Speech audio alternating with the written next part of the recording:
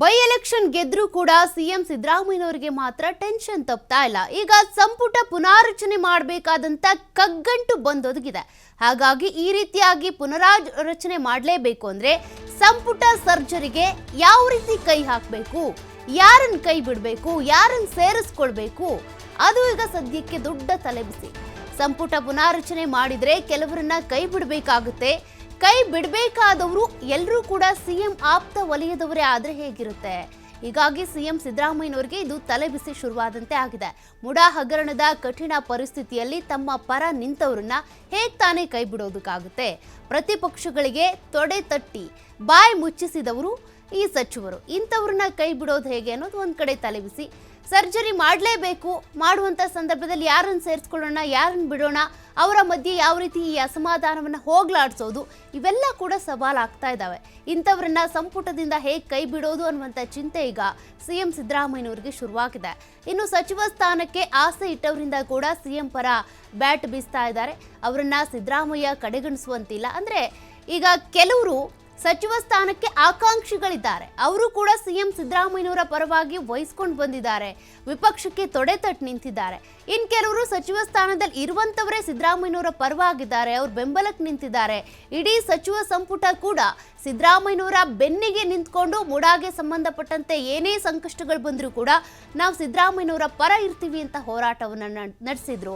ಜೊತೆಗೆ ರಾಜ್ಯಪಾಲರ ವಿರುದ್ಧವಾಗಿ ಮಾತನಾಡಿದ್ರು, ರಾಜ್ಯಪಾಲರನ್ನ ಭೇಟಿ ಆಗೋದಕ್ಕೆ ಅಂತ ಹೋದ್ರು, ಒಂದಷ್ಟು ಮನವಿ ಪತ್ರಗಳನ್ನ ಸಲ್ಲಿಸಿದ್ರು.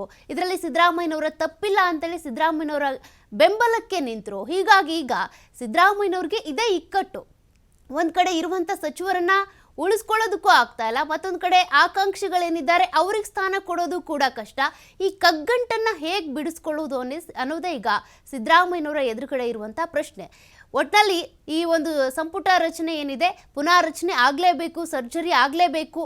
ಈಗ ಇಂತಿಷ್ಟು ಅವಧಿಗೆ ಇಷ್ಟಿಷ್ಟು ಜನ ಸಚಿವರು ಅಂತ ತೆಗೆದುಕೊಂಡಿದ್ದಾಗಿದೆ. ಈಗ ಇದಕ್ಕೆ ವಾಲ್ಮೀಕಿ ಹಗರಣವನ್ನು ಆರೋಪವನ್ನು ಹೊತ್ತಿದ್ದಂಥ ನಾಗೇಂದ್ರ ಅವರು ರಾಜೀನಾಮೆ ಕೊಟ್ಟಿದ್ದಾರೆ. ಅವರನ್ನು ರೀಪ್ಲೇಸ್ ಮಾಡಬೇಕಾಗುತ್ತೆ. ಅವರ ಸ್ಥಾನ ಅವರಿಗೆ ಕೊಡ್ತೀವಿ ಅಂತ ಮೊನ್ನೆ ಅಷ್ಟೇ ಸಿದ್ದರಾಮಯ್ಯನವರು ಹೇಳ್ತಾ ಇದ್ರು. ಅವ್ರ ಸ್ಥಾನ ಅವರಿಗೆ ಕೊಟ್ಟರು ಕೂಡ ಬೇರೆ ಉಳಿದಂಥ ಸಚಿವರೇನಿದ್ದಾರೆ ಅವರಲ್ಲಿ ಯಾರಿಗೆ ಕೊಡಲಾಗುತ್ತೆ?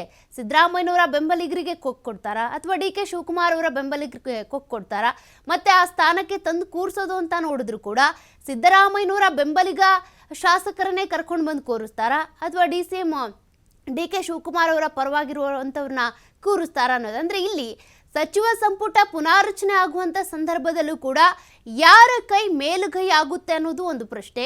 ಮತ್ತೆ ಈಗ ಮುಡಾದ ಸುಳಿಯಲ್ಲಿ ಸಿದ್ದರಾಮಯ್ಯನವರು ಸಿಲುಕಾಕೊಂಡಿರೋದ್ರಿಂದ ಯಾರನ್ನಾದ್ರೂ ಸಚಿವ ಸಂಪುಟದಿಂದ ಹೊರಗೆ ತೆಗೆದು ಹಾಕಿದ್ರು ಅಂತ ಅಂದ್ರೆ ಆ ಸಂದರ್ಭದಲ್ಲಿ ಅವರೇನಾದ್ರೂ ಅಸಮಾಧಾನಗೊಂಡ್ರೆ ಅದು ಕೂಡ ಸರ್ಕಾರದ ಮೇಲೆ, ಸಿದ್ದರಾಮಯ್ಯನವರ ಮೇಲೆ ಇಂಪ್ಯಾಕ್ಟ್ ಆಗುತ್ತೆ, ಸಾಕಷ್ಟು ಪರಿಣಾಮವನ್ನ ಬೀರುತ್ತೆ.